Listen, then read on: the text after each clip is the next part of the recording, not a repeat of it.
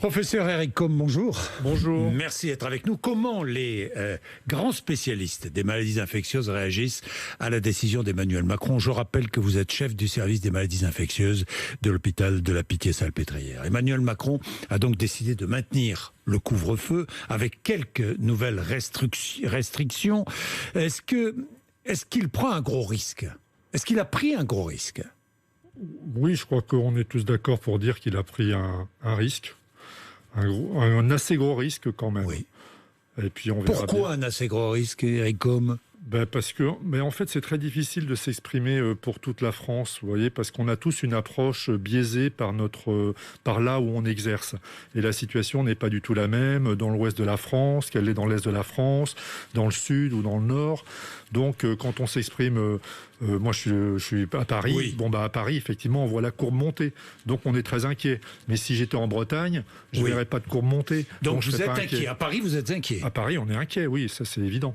C'est évident. Oui, parce qu'on est déjà presque à un seuil de saturation des réanimations, on est en train de déprogrammer pour pouvoir accueillir plus de patients. Donc oui, on est inquiet, on est dans une phase ascendante de l'épidémie. Oui, professeur Eric Combe, ça veut dire quoi? Ça veut dire qu'encore une fois, des mesures centralisées ne sont peut-être pas les bonnes. Ça veut dire qu'il faudrait régionaliser la lutte contre le coronavirus, encore une fois? En tout cas, c'est une question qu'il faut se poser sérieusement, parce qu'on voit que la situation est très disparate d'une région à une autre. Mais là où c'est encore plus compliqué, c'est qu'à l'intérieur d'une même région, elle peut être différente. Donc c'est vraiment c'est la quadrature du cercle à résoudre. C'est compliqué. Est-ce que, en prenant cette décision, Emmanuel Macron nous fait perdre une semaine de lutte au moins une semaine de lutte contre le coronavirus?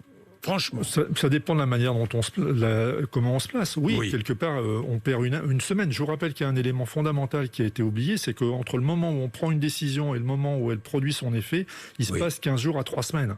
Donc de toute façon, quoi qu'on fasse, ça va continuer de monter pendant les 15 jours qui viennent.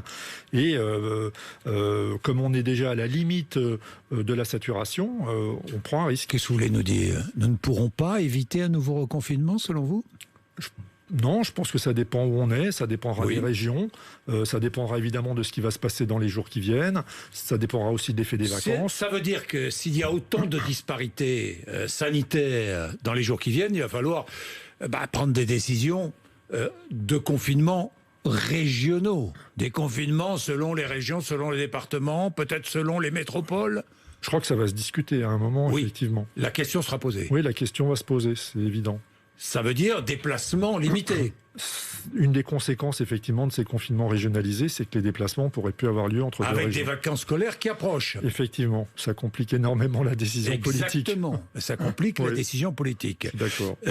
Est-ce que la situation sanitaire est moins inquiétante que prévu? Franchement. Parce que ça fait 3 semaines que j'invite régulièrement ici des professeurs comme vous, des infectiologues, des médecins qui sont au cœur de cette épidémie et qui me disent attention, c'est dangereux, attention, l'épidémie progresse, on va avoir droit à un nouveau pic avec les variants qui viennent de Grande-Bretagne, d'Afrique du Sud, du Brésil ou d'ailleurs.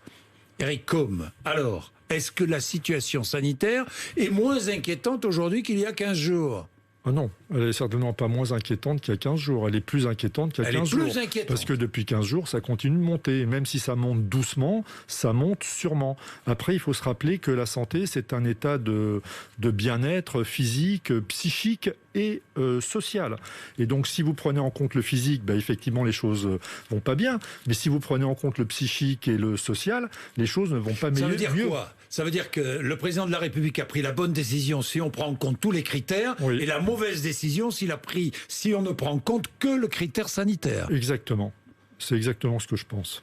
Je pense que si vous vous focalisez sur le sanitaire et exclusivement le sanitaire, la santé physique, et là effectivement c'est une mauvaise décision, aucun d'entre nous ne prétendra le contraire, mais si vous prenez en compte tous les paramètres, ce qui est le rôle des politiques d'ailleurs, de prendre en compte le paramètre moral, le paramètre psychique, le paramètre social, là effectivement c'est une balance et il faut mesurer le juste milieu. Est-ce que vous croyez qu'Emmanuel Macron a envoyé un message au monde médical?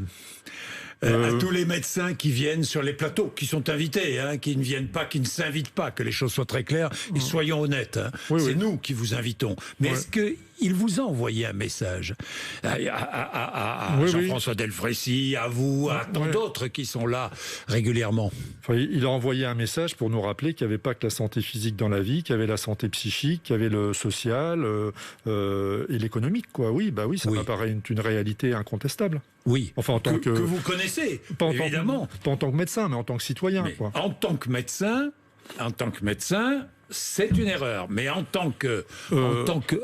C'est une erreur si vous prenez en compte que la santé physique. Mais si vous prenez en compte la santé psychique et la santé sociale, c'est pas forcément une erreur. Je vous dis ça parce que beaucoup crient à la dictature sanitaire, Ecom. Oui, je sais. Ça vous exaspère, ça ou pas Comment répondez-vous à cela? Honnêtement, moi je pense qu'effectivement, le sanitaire prend trop de place dans cette crise, qu'on n'écoute pas assez notamment les philosophes, on manque d'éthique aussi, on manque énormément d'éthique, notamment pour nous guider dans nos approches par rapport aux malades. Donc effectivement, oui, je pense qu'on accorde trop de place aux sanitaires, aux épidémiologistes, aux mathématiciens qui prévoient des catastrophes. Voilà. Oui, mais qui prévoient des catastrophes? Mais vous prévoyez des catastrophes? Oui, absolument. Oui, je fais partie. Vous assumez? Je fais partie de ce milieu-là, donc effectivement, j'assume, mais je suis médecin et je sais aussi qu'il y a des problèmes psychiques, qu'il y a des problèmes sociaux et qu'on peut pas les éliminer, parce que ça prend énormément d'importance quand même, notamment parmi la jeunesse. Donc ils sont obligés de prendre en compte toutes ces variables. Ben tiens, puisqu'on parle de la jeunesse, parlons du plein air. Vous dites, je ne comprends pas pourquoi les activités plein air ne sont pas rouvertes, et notamment pourquoi les stades ne sont pas rouverts. Aux spectateurs. Aux spectateurs, oui. Oui, absolument. Je pense que les spectateurs, quand ils se contaminaient surtout dans les bistrots qui étaient en face des stades, quand les bistrots étaient ouverts. D'ailleurs, ça a été montré. Et ils ne se contaminaient pas dans les stades en plein air. D'ailleurs, on voit bien en Australie, là, ils vont... alors évidemment, ils sont arrivés à maîtriser l'épidémie. Mais il va y avoir des spectateurs qui vont assister. Et il y a d'autres moments où il y avait une épidémie en cours, peut-être à un moindre niveau, il y avait des spectateurs. Je pense qu'à l'extérieur, on a trop oublié qu'à l'extérieur... on avait peu de chances de se contaminer quand même. Le confinement, c'est la dernière solution. Oui, le confinement, c'est la solution. Il n'y a rien d'autre. Voilà, c'est ça. Le confinement, c'est la solution d'échec, en fait. C'est une solution d'échec. Voilà, exactement. C'est-à-dire, on ne peut pas faire autrement, donc on confine. Alors après, si on confinait pour repartir à zéro, en se disant il faut empêcher ce virus de circuler à tout prix, comme c'est le cas à Taïwan, enfin dans tous les pays d'Asie du Sud-Est, ou même en Australie, ou en Nouvelle-Zélande, parce qu'il y a quand même de plus en plus de pays qui arrivent à zéro circulation de virus. Si c'était ça le but du confinement, c'est-à-dire on repart de zéro et zéro circulation de virus, ça serait intelligent. Parce que continuer à se dire qu'on va circuler, qu'il va y avoir des virus qui vont circuler tout le temps, c'est une erreur. Il va y avoir des variants qui vont émerger, qui vont nous mettre en échec. Donc on va être parti pour des mois, voire des années. Des années ? On n'en sait rien, puisqu'on va laisser circuler des variants. Donc on ne sait pas combien de temps. Moi, les gens qui arrivent à prévoir la fin de l'épidémie, je leur dis bravo, parce que moi, j'en sais absolument rien. Mon seul repère, c'est un repère historique, c'est l'épidémie du dernier coronavirus, l'OC43, en 1890. Donc là on a un repère historique et ça a quand même duré des années et on avait laissé circuler le virus comme ça, puisqu'à l'époque il n'y avait ni vaccin, ni mesure de confinement, ni quoi que ce soit d'autre. Alors des débats sont ouverts, faut-il continuer à préserver la santé des plus anciens au détriment peut-être de la santé notamment psychologique des plus jeunes? Vous entrez dans ce débat ou pas, Eric Combe? Qu'en pensez-vous? Je pense que c'est un débat très compliqué et c'est là où on manque d'éthique. C'est là où on a besoin de réflexion philosophique, de réflexion éthique, et il nous en manque cruellement depuis le début de l'épidémie, en fait. La grande majorité des personnes décédées ont plus de 75 ans. Quand même. Oui, absolument, je confirme. Alors après, il ne faut pas oublier quand même qu'il y a beaucoup de gens qui sont malades dans des tranches d'âge inférieures, quand même, et qui encombrent les hôpitaux, qui saturent les réanimations. Et donc, du coup, vous avez une complication d'une intervention chirurgicale banale, vous ne pouvez pas rentrer dans l'hôpital. Vous voyez, c'est ça le problème de la saturation du système de soins. En fait, il ne faut quand même pas oublier ça. C'est tout le problème. Oui, c'est l'unique problème majeur. Oui, c'est l'unique problème. Mais c'est le même problème, d'ailleurs, je vous rappelle, depuis un an. Oui, c'est-à-dire depuis un an. Pour moi, c'est le retour à la case départ. On est exactement. J'aurais pu vous raconter la même chose il y a un an, quasiment. Enfin, c'est vrai. Il y a 10 mois. C'est vrai. Oui. Mais alors, pourquoi en un an n'a-t-on pas ouvert des lits en réanimation, permis à l'hôpital de faire face justement à une accélération ou à un prolongement de cette épidémie. C'est la même réponse qu'il y a un an en fait, parce que des lits ça ne suffit pas, il faut des médecins, il faut des infirmières, et nous manquons d'infirmières, nous manquons de médecins, nous manquons de lits, nous manquons d'hôpitaux, et ça c'est le résultat de la politique sanitaire. Je vais vous parler des plus âgés, parce que j'ai lu, je ne sais plus où, que... Et je m'en suis souvenu effectivement qu'après Fukushima, ce sont les plus âgés au Japon qui ont nettoyé les sites radioactifs pour éviter que les jeunes ne soient contaminés, pour préserver les jeunes générations. Ça veut dire que les plus anciens devraient peut-être s'auto-confiner plus. Beaucoup le font, hein. Oui, beaucoup. Je crois qu'ils le font naturellement. Hein. Beaucoup d'entre eux le font naturellement. Donc, oui, ils doivent se vacciner et tant qu'ils ne peuvent pas être vaccinés, ils doivent s'auto-confiner. Est-ce que seule la vaccination, professeur Combe, nous permettra de maîtriser cette épidémie ? Non, la seule chose qui nous permettrait de maîtriser l'épidémie, c'est de faire comme ce qui se passe en Asie du Sud-Est, en Australie ou en Nouvelle-Zélande, c'est zéro circulation de virus. Ça s'appelle maîtriser une épidémie. Alors, zéro circulation de virus, ça veut dire qu'on s'enferme tous. Alors voilà, c'est ça le problème. Et à l'échelle d'une nation, quand vous êtes une île, je pense que c'est facile. Oui. Enfin, c'est facile. Disons que c'est relativement plus facile, disons. Quand vous êtes un semi-continent, un continent comme l'Europe et en plus avec c'est plus facile en Nouvelle-Zélande, c'est plus facile à Taïwan, c'est même plus facile en Australie. D'ailleurs, on cite ces pays en exemple. Oui. Absolument, mais ça c'est jamais que ce sont des îles. Oui, mais ça c'est mais la Chine par exemple y arrive plus ou moins, enfin y arrive quand même avec des difficultés, mais elle y arrive et c'est pas une île, hein, c'est un continent. Donc c'est même un continent presque à elle toute seule. Donc on peut y arriver même en étant un continent, ou un grand pays continental. Donc la vaccination seule ne permettra pas de maîtriser l'épidémie. Alors le problème de la vaccination seule, c'est qu'il y a des variants qui vont émerger, surtout si on accepte de laisser le virus circuler en même temps, c'est inéluctable, et ces variants, la vaccination ne marchera peut-être pas. Oui, dans tous les cas, pour l'instant, elle marche, apparemment. Sur les variants qui circulent. Oui, sur les variants qui circulent. J'ai vu cette étude en Israël qui est très intéressante. 135 000 Israéliens qui ont été vaccinés. Ils ont reçu, ces 135 000 Israéliens, les 2 doses du vaccin, le vaccin Pfizer-BioNTech. Taux d'hospitalisation égal à 0. Ça veut dire qu'ils sont protégés. Oui, mais on le savait déjà. Hein, sauf que là, on l'apprend avec une échelle beaucoup plus grande parce que les Israéliens, effectivement, ont très bien étudié ça. Le vaccin marche très bien. Alors après, combien de temps il va marcher ? Ça non plus, on ne le sait pas. Parce que pour l'instant, on sait que ça va marcher 3 mois, 6 mois. Puis au-delà de 6 mois, on ne sait pas encore combien de temps ça va marcher. Il va probablement falloir se révacciner. Il va probablement se vacciner contre des variants qui apparaissent, contre lesquels le vaccin n'est pas efficace. Donc c'est une histoire compliquée. Et le vaccin AstraZeneca, qui va être autorisé en France probablement demain, qui a été autorisé au niveau européen. Doit-on le réserver aux moins de 65 ans ? Alors effectivement, vous êtes bien informé, il y a un doute sur les plus de 65 ans, qui sont les personnes qui auraient le plus besoin de ce vaccin.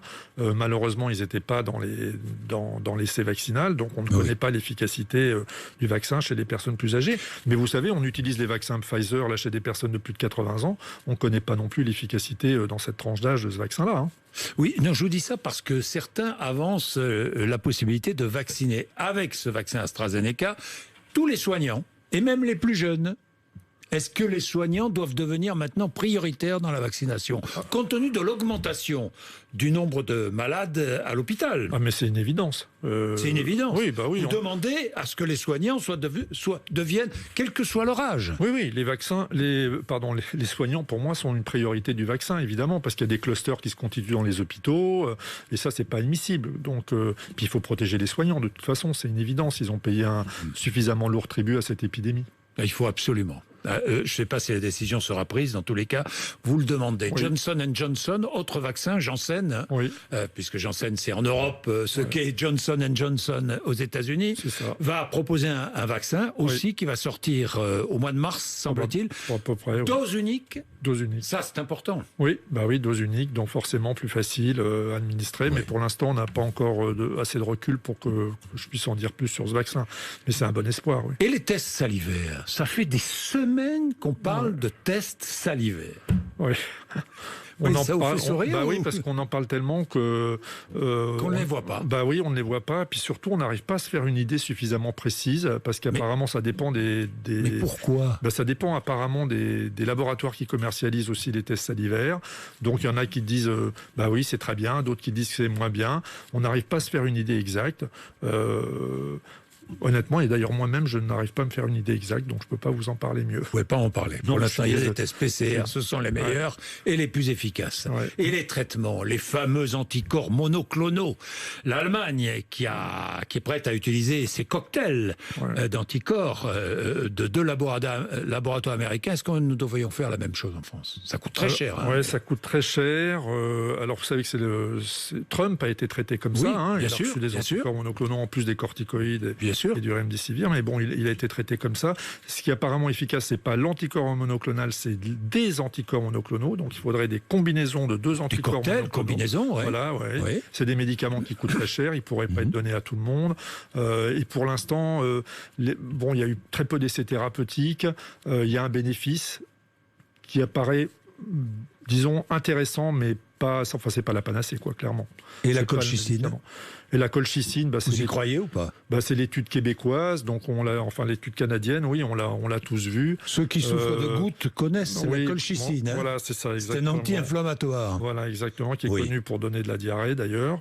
On n'est pas convaincu de l'efficacité de la colchicine pour le moment. Et le clofoctol, vous connaissez cela ? Alors, oui, vous connaissez. Moi, je ne connaissais pas, mais... Oui, j'en avais entendu parler, mais là aussi, j'ai pas vu l'essai thérapeutique. Est-ce que vous pensez qu'on aura un nouveau médicament ? Oui. Alors, moi, je suis assez confiant là-dessus. Ah bon ? Oui, écoutez, regardez, on a eu un vaccin en même pas un an, ce qui est quand même incroyable. Qui aurait pensé qu'on aurait un vaccin en un an ?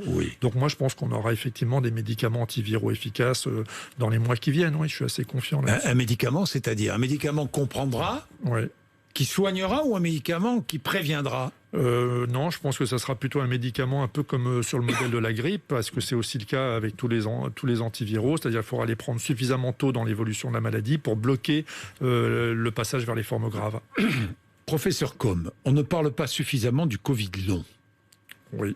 Qu'est-ce que le Covid long ? Eh bien, ce sont certains malades qui souffrent de complications, de séquelles très invalidantes, des problèmes cardiaques, des problèmes respiratoires, des fatigues.